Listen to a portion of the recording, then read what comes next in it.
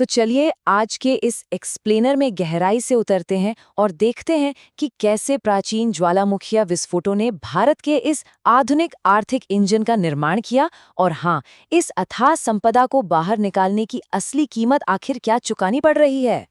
इस विशाल क्षेत्र को समझने के लिए हम प्राचीन भूभाग और जैव विविधता से भरी नदियों से शुरुआत करेंगे और फिर सीधे कोयला खदानों की तंग घुप अंधेरी सुरंगों तक जाएंगे। इन 5 मुख्य बिंदुओं पर आज हमारी चर्चा होगी। तो चलिए पहले खंड से शुरू करते हैं, प्राचीन प्रायद्वीपीय भूभाग। अगर हम पूरी तस्वीर को देखें ना, तो इस क्षेत्र की भूवैज्ञानिक नींव सच में आश्चर्यजनक रूप से पुरानी है। ये समझना काफी दिलचस्प है कि लाखों वर्षों की तीव्र भूवैज्ञानिक गतिविधियों ने एक ऐसे भूभाग को आकार दिया जो कभी प्राचीन गोंडवाना सुपर कॉन्टिनेंट का हिस्सा हुआ करता था। सोचिए, 30 करोड़ साल पहले इसका टूटना शुरू हुआ और फिर क्रिटेशियस काल में भारी ज्वालामुखी विस्फोट हुए। मतलब ये पूरी प्रक्रिया बहुत ही विशाल रही होगी। यहाँ सबसे अहम बात यह है कि ये विशाल प्राचीन बेसॉल्ट प्रवाह, जिन्हें हम डिकन ट्रैप्स कहते हैं, इन्होंने सचमुच उस हर चीज़ की आधारशिला रखी जो आज इस प्रायद्वीपीय पठार पर मौजूद है। ये कोई साधारण चट्टानें नहीं हैं, बल्कि एक बेहद कठोर और स्थिर आधार हैं। अब आते हैं दूसरे खंड पर, नदियाँ और जैव विविधता हॉटस्पॉट। इस आधारशिला से थोड़ा ऊपर आकर देखते हैं कि कैसे ये पठार सतह के ऊपर जीवन से पूरी तरह गुलजार है। असल में ये पठार एक बहुत ही महत्वपूर्ण जल क्षेत्र का काम करता है। गोदावरी और कृष्णा जैसी विशाल नदियां यहीं से पोषित होती हैं।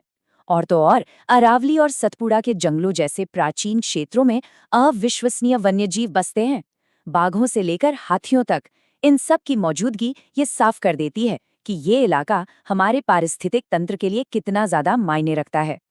लेकिन यहाँ एक बहुत बड़ा विरोधाभास है। उपजाऊ जीवन देने वाली सतह और उसकी ठीक नीचे छिपी गहरी काली औद्योगिक सच्चाई, इन दोनों के बीच का अंतर सच में बहुत चौंकाने वाला है। चलिए अब तीसरे खंड की तरफ बढ़ते हैं, भारत का खनिज हृदय स्थल। आइए इस क्षेत्र के आर्थिक केंद्र को देखते हैं और समझते हैं कि कैसे ये प्राचीन भूविज्ञान हमारी आधुनिक युग की संपदा में बदल जाता है। 65,000 ये सिर्फ एक नंबर नहीं है, ये छोटा नागपुर पठार के वर्ग किलोमीटर क्षेत्रफल को दर्शाता है और इसी वजह से इसे बड़े पैमाने पर भारत का खनिज हृदय कहा जाता है। कई राज्यों में फैला ये आर्थिक गलियारा लौह अयस्क और कोयले से बिल्कुल खचाखच भरा हुआ है। सच कहें तो यही वो जगह है जो पूरे देश के औद्योगिक क्षेत्र के लिए एक प्राथमिक इंजन की तरह काम करती है।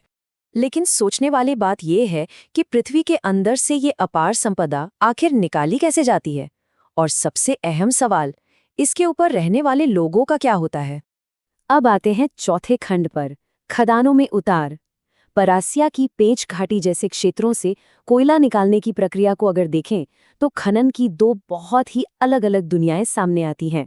खनन के इन 2 तरीकों के बीच जमीन आसमान का फर्क है। एक तरफ भूमिगत खनन है जो इंसानों को गर्म घुप अंधेरी सुरंगों में धकेल देता है, जहां उन्हें अपने हाथों से टनों कोयला लादना पड़ता है। और दूसरी तरफ है ओपन पिट यानी खुली खदानें, जहां विशाल मशीनों का इस्तेमाल करके जमीन को ऊपर से ही पूरी तरह छील दिया जाता है। अब मशीनीकरण के इस विशाल पैमाने को देखना सच में हैरान करने वाला है। सिर्फ एक अकेला बुलडोजर ऊपरी मिट्टी और चट्टानों को पूरी तरह से साफ करके पूरी खनन प्रक्रिया को शुरू कर देता है। इसके बाद विस्फोटक भारी चट्टानों को चकनाचूर कर देते हैं। फिर विशाल पावर शोवल बड़ी आसानी से कोयले को बटोर कर ट्रकों में डाल देते हैं और फिर ये ट्रक उस मलबे को ले जाकर खदान के बाहर विशाल पहाड़ियों की शक्ल में डंप कर देते हैं। और अंत में फ्रंट एंड लोडर कोयले को सीधा रेल की बोगियों में भर देते हैं। ये पूरा सिस्टम इतना ज्यादा कुशल है कि सिर्फ 4 या 5 मशीन ऑपरेटर मिलकर हजारों पारंपरिक मजदूरों की जगह ले लेते हैं। पर जरा रुकिए, जमीन के नीचे काम कर रहे खनिकों की दुनिया एकदम अलग है। पसीना, डायनामाइट की कान फोड़ देने वाली आवाज और ऊपर से छत गिरने का लगातार डर, ये उनकी रोजमर्रा की खौफनाक सच्चाई है। वो भट्टी जैसी गर्मी में हर दिन 10 से 15 ट्रॉलियां सिर्फ अपने हाथों से भरते हैं। और ये सब हमें इस एक्सप्लेनर के 5वें और सबसे गंभीर हिस्से तक ले आता है, मानवीय और पर्यावरणीय कीमत। मतलब इस संपदा को निकालने की असल कीमत क्या है। 400 ये कोई आम आंकड़ा नहीं है, बल्कि उन खनिकों की दर्दनाक संख्या है जो बिहार में हुए चासनाला खदान हादसे में महज कुछ ही मिनटों के अंदर डूब गए थे। इन अंधेरी सुरंगों में भूजल का रिसना एक लगातार और भयानक खतरा बना रहता है। चासनाला की आपदा एक बहुत ही कड़वी याद दिलाती है कि ये मजदूर हर एक दिन किस जानलेवा जोखिम का सामना करते हैं। सच में रोंगटे खड़े हो जाते हैं। एक स्थानीय खनिक का ये बयान उस पूरे इलाके की गंभीर आर्थिक चिंता को बहुत गहराई से उजागर करता है। जरा सोचिए, स्थानीय लोग मशीनों की वजह से अपनी रोजी रोटी खो रहे हैं और जो उच्च वेतन वाली प्रशासनिक नौकरियां हैं वो बाहर से आए लोगों को मिल रही हैं। ऐतिहासिक आदिवासी विस्थापन से लेकर बड़े पैमाने पर जंगलों की कटाई और आज की आधुनिक बेरोजगारी तक, पठार की संपदा को निकालने की इस अंधी दौड़ ने लगातार वहां के स्थानीय समुदायों पर एक बहुत भारी बोझ डाला है। ये बिल्कुल साफ है कि प्रगति के नाम पर प्रकृति और इंसान दोनों को ही भारी कीमत चुकानी पड़ रही है। तो अंत में ये सब एक बहुत ही गहरे सवाल पर आकर रुकता है। जैसे जैसे ये विशाल मशीनें खनिकों की जगह ले रही हैं और वो प्राचीन परिदृश्य हमेशा के लिए बदल रहा है, प्रायद्वीपीय पठार के नीचे दबी इस अपार संपदा का असली फायदा आखिर मिल किसे रहा है? भूवैज्ञानिक संपदा और इसके लिए चुकाई गई इंसानी और पर्यावरणीय कीमत के बीच का ये भारी असंतुलन क्या कभी सुलझ पाएगा? ये एक ऐसा सवाल है जिसका जवाब हमें खोजना ही होगा। नमस्ते दोस्तों, आज के इस एक्सप्लेनर में हम भारत के प्रायद्वीपीय पठार यानी पेनिनसुलर प्लेटो की कहानी को बिल्कुल एक नए नजरिए से समझने वाले हैं। हम सिर्फ ऊपर की प्राचीन चट्टानों या नदियों की बात नहीं करेंगे, बल्कि जमीन से सैकड़ों मीटर नीचे उस खौफनाक और अंधेरी दुनिया में भी उतरेंगे जहां से हमारा कोयला आता है। तो चलिए शुरू करते हैं। अब जरा इस बात पर गौर कीजिए। ऊपर सतह पर अगर हम देखें तो सूरज की रोशनी से नहाया हुआ, हरियाली और जंगली जानवरों से भरा एक खूबसूरत भूभाग है। लेकिन ठीक उसी जमीन के नीचे एक बिल्कुल अलग, खौफनाक और खतरनाक दुनिया काम कर रही है। एक ऐसा अंडरवर्ल्ड जहां अथाह खनिज छिपा है। ये दोनों दुनिया एक ही जगह पर एक साथ कैसे मौजूद हैं, यही तो हमें समझना है। तो सबसे पहले बात करते हैं हमारे पहले हिस्से की, प्राचीन प्रायद्वीपीय पठार। इस पठार की कहानी कोई 100-200 साल नहीं, बल्कि करीब 30 करोड़ साल पुरानी है। आपने गोंडवाना महाद्वीप का नाम तो सुना ही होगा। जब वो विशाल सुपर कॉन्टिनेंट टूटा, तब जाकर हमारा ये पठार बना। बेसॉल्ट और ग्रेनाइट जैसी बेहद मजबूत चट्टानों से बना ये इलाका असल में हमारी धरती के सबसे पुराने और सबसे स्थिर हिस्सों में से एक। अब ये पूरा इलाका एक जैसा नहीं है। इसमें दक्कन का पठार है जो अपने लावा के बहाव और खेती के लिए शानदार काली मिट्टी के लिए जाना जाता है। फिर आते हैं सेंट्रल हाईलैंड्स और जाहिर है हरियाली से भरे हमारे ईस्टर्न और वेस्टर्न घाट्स। मजे की बात यह है कि यही वो जगह हैं जहां से गोदावरी, कृष्णा और कावेरी जैसी बड़ी नदियां निकलकर लाखों लोगों को जीवन देती हैं। चलिए आगे बढ़ते हैं हमारे दूसरे सेक्शन की तरफ, भारत का खनिज हृदय। 65,000 स्क्वायर किलोमीटर छोटा नागपुर का पठार इतने बड़े इलाके में फैला हुआ है। झारखंड, छत्तीसगढ़, ओडिशा, पश्चिम बंगाल से लेकर बिहार तक ये कोई छोटा मोटा जमीन का टुकड़ा नहीं है। और यही वो इलाका है जिसे हम भारत की इंडस्ट्रियल मशीन का असली इंजन कह सकते हैं। क्यों? क्योंकि यहाँ खनिजों का खजाना है। कोयले के विशाल भंडार, लोहे का अयस्क यानी आयरन ओर, बॉक्साइट, मैंगनीज और अभ्रक। इन्हीं सब कच्चे मालों की वजह से तो देश के बड़े बड़े स्टील प्लांट और मैन्युफैक्चरिंग हब आज चल पा रहे हैं। अब जमीन के ऊपर की बातें बहुत हो गईं। सेक्शन 3 खदानों की गहराई में उतरते हैं। छिंदवाड़ा की पेंच नदी घाटी में परासिया नाम की कोयला खदानें हैं। कभी किसी अंडरग्राउंड खदान के अंदर का माहौल इमेजिन किया है? वहां काम करने वाले खनिक रोजाना उस घने अंधेरे, असहनीय गर्मी और दीवारों से लगातार रिसते हुए भूजल की डरावनी आवाजों के बीच अपना पसीना बहाते हैं। ये कोई आसान काम नहीं है। इतनी गहराई में जाने के लिए सेफ्टी बहुत जरूरी है। खनिकों के पास स्टील के हेलमेट और टॉर्च लाइट होना एकदम लाजमी है। वो एक एलिवेटर शाफ्ट से उस अंधेरी दुनिया में नीचे जाते हैं और वहां की हवा वो इतनी दमघोंटू और गर्म होती है कि वेंटिलेशन शाफ्ट्स को लगातार उसे बाहर खींचना पड़ता है ताकि लोग कम से कम सांस तो ले सकें। अब इस काम की असली मेहनत को देखिए। खदान के बिल्कुल आखिरी छोर पर, जिसे फेस कहते हैं, वहां मजदूर भारी मशीनों से चट्टान में छेद करते हैं और फिर अपनी जान जोखिम में डालकर बहुत ही सावधानी से उनमें डायनामाइट फिट करते हैं। और यहीं से हमारा चौथा हिस्सा शुरू होता है, खनन के जानलेवा खतरे। एक तेज चेतावनी वाली सीटी बजती है और फिर धमाका। डायनामाइट कोयले की मजबूत दीवारों के परखच्चे उड़ा देता है। उस बंद सुरंग के अंदर इस धमाके की शॉकवेव्स इतनी जबरदस्त होती हैं कि लगता है जैसे जमीन के नीचे कोई भूकंप आ गया हो। वैसे एक सेकंड के लिए सोचिए, ये कोयला बना कैसे? लाखों साल पहले जो पेड़ पौधे दलदल में दब गए थे, उन पर मिट्टी जमती गई और जबरदस्त दबाव से वो आज के इस सख्त कोयले में बदल गए। और जब इन खोखली सुरंगों में धमाके होते हैं तो सबसे बड़ा डर होता है छत के ढह जाने का। इसीलिए खनिकों को धमाके के तुरंत बाद लकड़ी के खंभे लगाकर उस नई छत को सहारा देना पड़ता है। लेकिन क्या हो अगर ये सुरक्षा चूक जाए? अंजाम दिल दहला देने वाला होता है। बिहार का चासनाला खदान हादसा हमें यही याद दिलाता है। अचानक कोयले की एक दीवार टूटी और पास की एक पुरानी पानी से भरी खदान का सारा पानी बाढ़ की तरह अंदर घुस आया। यकीन मानिए, कुछ ही मिनटों के अंदर 400 से ज्यादा लोग उस अंधेरे में डूब गए। हमारे देश का ये इंडस्ट्रियल विकास असल में कितनी भारी इंसानी कीमत वसूलता है, ये उसका एक जीता जागता और खौफनाक सबूत है। अब अंडरग्राउंड माइनिंग से बाहर आते हैं। सेक्शन 5, ओपन पिट माइनिंग। जमीन के नीचे उन दम घोटू सुरंगों और कुदालों से होने वाले काम से बिल्कुल अलग है ओपन पिट यानी खुली खदानों का काम। इसमें सुरंग ढहने का कोई डर नहीं है, क्योंकि इसमें हम जमीन की ऊपरी परत और मिट्टी को पूरी तरह से साफ कर देते हैं और कोयला सीधे आसमान के नीचे आ जाता है। और यहाँ इंसानों की जगह ले ली है विशाल मशीनों ने। पावर शॉवल और फ्रंट एंड लोडर जैसी दैत्याकार मशीनें देखते ही देखते चट्टानों को खुरच देती हैं और ढेरों मलबा बड़े बड़े ट्रकों में भर देती हैं। ये काम इतने बड़े स्केल पर होता है कि आप अपनी आंखों पर यकीन नहीं कर पाएंगे। लेकिन हर सिक्के के दो पहलू होते हैं, राइट? जैसे जैसे ये प्राइवेट कंपनियां और हाईटेक मशीनें आ रही हैं, पीढ़ियों से ये काम कर रहे खनिक डरे हुए हैं। उन्हें लग रहा है कि ये भारी मशीनें और बाहर से आए पढ़े लिखे ऑपरेटर एक दिन उनकी रोजी रोटी पूरी तरह छीन लेंगे। तो अब आते हैं हमारे आखिरी सेक्शन पर, इस पठार का भविष्य। लगातार जमीन का सीना चीरने और तेजी से बढ़ते शहरों ने प्रकृति पर गहरा घाव छोड़ा है। भारी मात्रा में जंगलों की कटाई, मिट्टी का कटाव, पीने के पानी की किल्लत, नदियों में अचानक आने वाली बाढ़ और शहरों का दमघुटू प्रदूषण, ये सब उसी विकास की कीमत है जो हम चुका रहे हैं। तो अंत में एक बहुत ही अहम सवाल हमारे सामने आता है।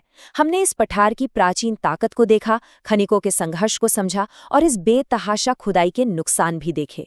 तो सवाल यह है कि हम इस खनिज हृदय की बेशकीमती आर्थिक ताकत और इसकी प्राचीन प्राकृतिक विरासत के बीच एक संतुलन कैसे बना सकते हैं? हम कैसे सुनिश्चित करें कि विकास भी हो लेकिन विनाश ना हो? ये एक ऐसा सवाल है जो हम सबको सोचने पर मजबूर करता है। इस एक्सप्लेनर में हमारे साथ जुड़ने के लिए आपका बहुत बहुत धन्यवाद। 300 मिलियन साल सुनकर थोड़ा अजीब लगता है ना, पर दोस्तों, ये बेहद विशाल संख्या दरअसल उस समय को दर्शाती है जब पृथ्वी पर प्राचीन गोंडवाना लैंडमास का विघटन शुरू हो रहा था। इस टूटने और अलग होने की प्रक्रिया ने आगे चलकर पृथ्वी पर एक बेहद विशाल और स्थिर चट्टान को जन्म दिया। हम बात कर रहे हैं पेनिनसुलर प्लेटो की, यानी भारत के प्रायद्वीपीय पठार की। सच मानिए तो ये लैंडमास हमारी धरती के सबसे पुराने और सबसे स्थिर भौगोलिक संरचनाओं में से एक है। इस विशेष एक्सप्लेनर में स्वागत है। आज हम एक ऐसी कहानी पर बात करने वाले हैं जो काफी रोमांचक है। क्या ध्यान दिया गया है कि कैसे ये करोड़ों साल पुरानी चट्टानें आज सीधे तौर पर दक्षिणी भारत की जलवायु, कृषि और यहाँ तक कि आधुनिक अर्थव्यवस्था को नियंत्रित करती हैं? आज हम एक ऐसी यात्रा पर निकलने वाले हैं जहां हम देखेंगे कि कैसे जमीन की भौतिक संरचना वहां पनपने वाले जीवन को पूरी तरह से आकार देती है। आज के इस सफर में हम सबसे पहले इसकी प्राचीन उत्पत्ति को समझेंगे, फिर विशाल घाट्स का नज़ारा लेंगे, वहां के वृष्टि छाया प्रभाव यानी रेन शैडो इफेक्ट को जांचेंगे। उसके बाद वहां की मिट्टी और खेती, आर्थिक और सांस्कृतिक धरोहर पर चर्चा करेंगे और आखिर में आधुनिक पर्यावरणीय चुनौतियों पर भी नजर डालेंगे। तो चलिए शुरू करते हैं। पहला पड़ाव है उत्पत्ति और भूगोल, भूमि की प्राचीन संरचना। अगर हम इस पत्थर को ध्यान से देखें तो इसका आकार एकदम किसी ट्रायंगल या त्रिकोण जैसा दिखता है। इसके पूर्व में ईस्टर्न घाट्स खड़े हैं और पश्चिम में वेस्टर्न घाट्स की लंबी श्रृंखलाएं। उत्तरी हिस्से को सातपुरा और विंध्या की पहाड़ियों ने घेर रखा है। ये सच में कोई छोटा मोटा हिस्सा नहीं है। महाराष्ट्र, कर्नाटका, तमिलनाडु से लेकर सीधे मध्य प्रदेश और ओडिशा तक ये एक बेहद विशाल और मजबूत भूभाग है। अब इस विशाल क्षेत्र को आसानी से समझने के लिए इसे मुख्य रूप से अलग-अलग हिस्सों में बांटा गया है। बस नर्मदा नदी को एक सीमा रेखा मान लीजिए। इसके ठीक उत्तर में जो हिस्सा है उसे सेंट्रल हाईलैंड्स कहते हैं, जिसमें मालवा और छोटा नागपुर प्लेटो शामिल हैं। और नर्मदा के दक्षिण का जो बड़ा सा हिस्सा है वही तो प्रसिद्ध डेक्कन प्लेटो है। और जैसा कि अभी जिक्र किया, इनके पूर्वी और पश्चिमी किनारों पर वेस्टर्न और ईस्टर्न घाट स्थित हैं। दूसरा हिस्सा है विशाल घाटों की यात्रा। यहां हम इसकी स्थलाकृति यानी इसके टोपोग्राफिक क्रॉस सेक्शन को समझेंगे। अरबियन सी के पश्चिमी तट से जब पूर्व की दिशा में आगे बढ़ते हैं ना, तो जमीन का आकार अचानक से बदल जाता है। तट के तुरंत बाद एकदम से एक खड़ी चढ़ाई आती है। ध्यान दीजिए, ये स्टीप स्कार्प यानी खड़ी दीवार ही हमारा वेस्टर्न घाट्स हैं। इस चढ़ाई के बाद जब ऊपर डेक्कन प्लेटो पर पहुंचते हैं तो जमीन थोड़ी समतल लगती है और फिर धीरे धीरे एकदम आराम से पूर्व की दिशा में ढलने लगती है, जो बे ऑफ बंगाल पर जाकर सीधे खत्म होती है। वैसे इन दोनों घाट्स के बीच का अंतर बड़ा दिलचस्प है। पश्चिमी घाट्स को देखिए, ये लगातार बिना टूटे हुए किसी ऊंची खड़ी चट्टान की तरह हैं, जहां अचानक से ऊंचाई बढ़ती है। पर दूसरी तरफ ईस्टर्न घाट्स काफी ढाले हैं और छोटी छोटी पहाड़ियों में बटे हुए हैं। असल में नदियों ने इन ईस्टर्न घाट्स को घाटियों के जरिए काट सा दिया है। और हां, इसी पूर्वी ढलान की वजह से इस पत्थर की जो ज्यादातर बड़ी नदियां हैं, जैसे गोदावरी और कृष्णा, वो हमेशा पूर्व की तरफ ही बहती हैं। अब बढ़ते हैं तीसरे हिस्से की तरफ, वृष्टि छाया प्रभाव यानी रेन शैडो इफेक्ट, जहां जलवायु तंत्र का पूरा खेल छिपा है। यहां मॉनसून का विज्ञान बड़ा ही कमाल का है। इसे ऐसे समझते हैं, पहला कदम, पश्चिम से आने वाली हवाएं अरेबियन सी से भारी मात्रा में नमी अपने साथ लाती हैं। दूसरा कदम, जैसे ही ये हवाएं वेस्टर्न घाट्स की ऊंची दीवार से टकराती हैं, उन्हें मजबूरन ऊपर उठना पड़ता है और हम जानते हैं ऊपर जाने पर हवा ठंडी होती है। तीसरा, ठंडी होने पर नमी सीधे बर्फ और पानी की बूंदों में बदलती है और पश्चिमी ढलानों पर जोरों की बारिश होती है। पर चौथा और सबसे जरूरी पॉइंट यह है कि जब यही हवा इस पहाड़ को पार करके पठार के अंदरूनी हिस्से की तरफ नीचे उतरती है, तब तक इसकी पूरी नमी खत्म हो चुकी होती है और यह हवा बिल्कुल सूखी रह जाती है। तो नतीजा क्या निकला? इस रेन शैडो यानी वृष्टि छाया का सीधा सा असर यह होता है कि नमी वाली सारी बारिश पश्चिम में ही गिर जाती है और अंदर का विशाल पत्थर वो बस प्यासा का प्यासा रह जाता है। इस प्राकृतिक घटना की वजह से इन ड्राई इलाकों को खेती और पीने के पानी के लिए बारिश पर नहीं, बल्कि आर्टिफिशियली बनाए गए टैंक्स और बेहद गहरे ट्यूबवेल्स पर बहुत ज्यादा निर्भर रहना पड़ता है। चौथे हिस्से में बात करते हैं मिट्टी और कृषि की, यानी कैसे इन चट्टानों ने पोषण को जन्म दिया। अब खेती की बात हो रही है तो मिट्टी को समझना जरूरी है। इस क्षेत्र में मुख्य रूप से दो तरह की मिट्टी मिलती है। एक है रेड सॉइल यानी लाल मिट्टी, जो उन्हीं प्राचीन और सख्त चट्टानों के टूटने से बनी है। इसमें आयरन की मात्रा तो बहुत होती है, पर यह उतनी उपजाऊ नहीं होगी और काफी फर्टिलाइजर मांगती है। इसके ठीक विपरीत है ब्लैक सॉइल यानी काली मिट्टी। ये मिट्टी उन प्राचीन ज्वालामुखियों के लावा और राख से बनी है, जिन्हें हम डेक्कन ट्रैप्स कहते हैं। ये मिट्टी बेहद उपजाऊ होती है और इसमें पानी को लंबे समय तक रोक कर रखने की कमाल की क्षमता होती है, एकदम जैसे कोई नेचुरल स्पंज। और मिट्टी का यही अंतर यहाँ की पूरी खेती को बदल कर रख देता है। काली मिट्टी जो नमी रोकती है, वहाँ कपास यानी कॉटन सबसे अच्छा उगता है, इसलिए इसे ब्लैक कॉटन सॉइल भी कहा जाता है। वहीं दूसरी तरफ, क्योंकि अंदरूनी क्षेत्रों में बारिश कम होती है और लाल मिट्टी उतनी उपजाऊ नहीं है, इसलिए मिलेट्स और पल्सेस जैसी फसलें इन इलाकों के लिए एकदम परफेक्ट हैं, क्योंकि इन्हें उगने के लिए भारी पानी की जरूरत नहीं पड़ती। पांचवा हिस्सा, अर्थव्यवस्था और संस्कृति, पृथ्वी से प्राप्त संपदा। सच कहूं तो इस पत्थर की असली ताकत इसकी गहराई में छिपी है। इस स्थिर जमीन के पेट में आयरन ओर, कोल और बॉक्साइट जैसे बेशकीमती खनिज मौजूद हैं, जो माइनिंग उद्योग की पूरी जान है। ऊपर जमीन की बात करें तो राइस, शुगर केन और कॉटन जैसे कैश क्रॉप्स कृषि आमदनी का मुख्य जरिया बने हुए हैं। और सोचिए, आज इन्हीं स्टेबिलिटीज और रिसोर्सेज का फायदा उठाकर बेंगलुरु और हैदराबाद जैसे मॉडर्न आईटी हब्स और चेन्नई के ऑटोमोबाइल सेक्टर्स पूरे विश्व में अपनी धूम मचा रही हैं। लेकिन सिर्फ पैसे और इंडस्ट्री की बात नहीं है। इस पत्थर ने ऐसी प्राचीन और अमीर सभ्यताओं का सहारा दिया है जिन्हें देखकर आज भी हैरानी होती है। यहाँ की चट्टानों को काटकर ही अजंता और एलोरा जैसी विश्व प्रसिद्ध गुफाएं बनाई गई थीं। हम्पी का वो अद्भुत स्टोन चैरियट हो, बृहदेश्वरा टेम्पल का आकर्षण हो, या फिर गोलकोंडा फोर्ट जैसी इमारतें जो अपने बेहतरीन अकॉस्टिक्स के लिए जानी जाती हैं, ये सब इसी भूभाग की देन है। सही मायने में ये पत्थर एक जीता जागता इतिहास है। अब आते हैं आज की असलियत पर। छठा हिस्सा, पर्यावरणीय चुनौतियां यानी इस प्रगति की कीमत। हकीकत यह है कि आज के आधुनिक समय में शहरों के फैलने और खेती की जमीन की बढ़ती मांग ने तेजी से जंगलों का सफाया किया है। इस रैपिड डिफॉरेस्टेशन का असर सीधा दिख रहा है। जिन रेन शैडो एरियाज में पहले से ही पानी कम बरसता था, वहां लगातार और बहुत तेजी से जमीन का पानी निकाला जा रहा है, जिससे एक बहुत ही गहरा जल संकट खड़ा हो गया है। और तो और बढ़ते उद्योगों और तेजी से होते शहरीकरण ने हमारी हवा और पानी दोनों को बुरी तरह प्रदूषित कर दिया है। एक और बड़ी चुनौती है पानी और बिजली की मांग पूरी करना। इसके लिए नर्मदा सागर और सरदार सरोवर जैसे विशाल बांध बनाए जाते हैं। अब देखिए, ये बात बिल्कुल सच है कि इन बड़े बांधों से विशाल क्षेत्रों में सिंचाई होती है और भारी मात्रा में बिजली मिलती है। लेकिन इसका एक दूसरा तथ्य भी है। इनके निर्माण से पुराने उपजाऊ खेत, घने जंगल और वहां सदियों से बसने वाले समुदायों की जमीन पानी में पूरी तरीके से डूब जाती है। यहां पर विकास और विस्थापन दोनों साथ साथ चल रहे हैं। तो इस विश्लेषण के अंत में एक बहुत ही गहरा सवाल छोड़ जाते हैं। जैसे जैसे ये बड़े प्रोजेक्ट्स और विकास की योजनाएं इस प्राचीन भूभाग का आकार बदल रही हैं, तो आखिर कृषि और औद्योगिक प्रगति को पर्यावरण की सुरक्षा और विस्थापित लोगों के कल्याण के साथ कैसे बैलेंस किया जाए? एक ऐसी चट्टान जो पिछले 300 मिलियन सालों से स्थिर खड़ी है और आज के इंसान की रफ्तार भरी जिंदगी, इन दोनों के बीच का ये नाजुक सा रिश्ता आगे कैसे चलेगा? ये सच में एक ऐसा विषय है जिस पर हम सभी को मिलकर विचार करने की जरूरत है।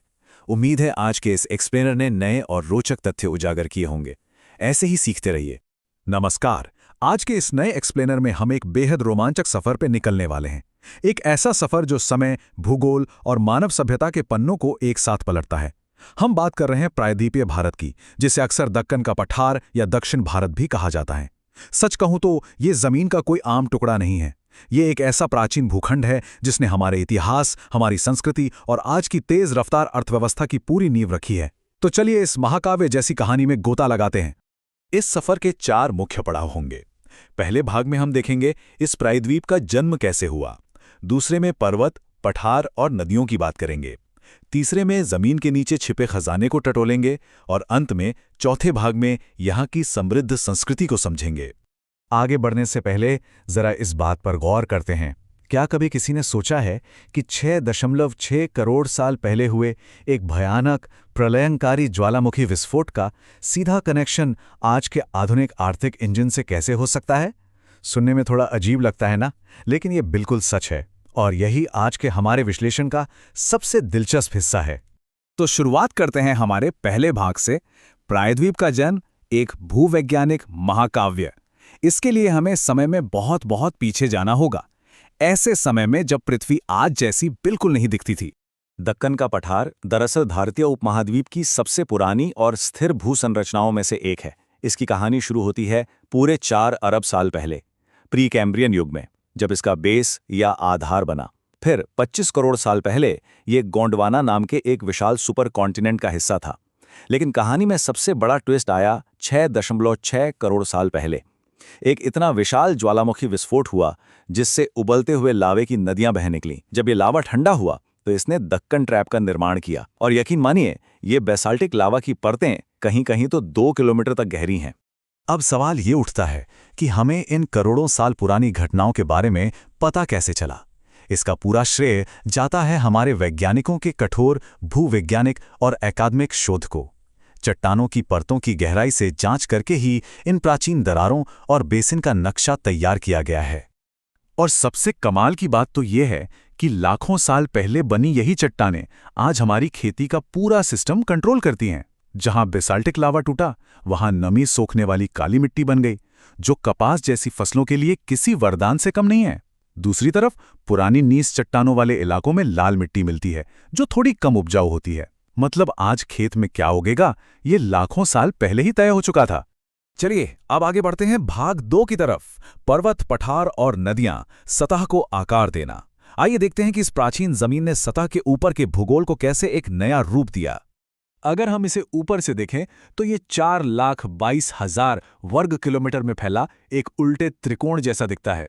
उत्तर में विंध्य और सतपुड़ा के पहाड़ इसकी बाउंड्री बनाते हैं और दोनों तरफ पश्चिमी और पूर्वी घाट बिल्कुल पहरेदारों की तरह खड़े हैं। यहाँ एक बहुत ही दिलचस्प फिनोमिनन होता है। ऊंचे पश्चिमी घाट समुद्र से आने वाली मानसूनी हवाओं को रोक लेते हैं। इसका नतीजा ये होता है कि पठार के अंदरूनी हिस्से में बारिश कम होती है और एक रेन शैडो यानी वृष्टि छाया का प्रभाव बन जाता है। जमीन का हल्का सा झुकाव पूरे जल चक्र को कैसे बदल सकता है, ये भी यहीं देखने को मिलता है। दक्कन का पठार पश्चिम से पूर्व की ओर हल्का सा झुका हुआ है। इसी ढलान की वजह से गोदावरी, कृष्णा और कावेरी जैसी विशाल नदियां पूर्व की ओर बहकर बंगाल की खाड़ी में जा मिलती हैं। लेकिन नर्मदा और तापी का रास्ता बिल्कुल अलग है।